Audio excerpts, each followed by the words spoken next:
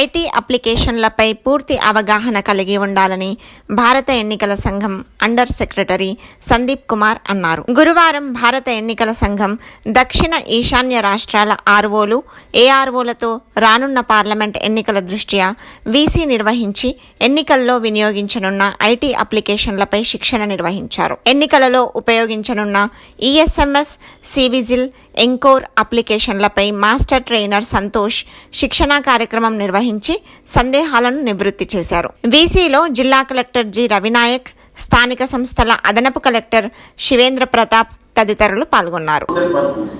Like in 2PC, a same candidate can apply nomination. Okay, so we have keep this validation that system will not let you create a fresh profile for the same counter available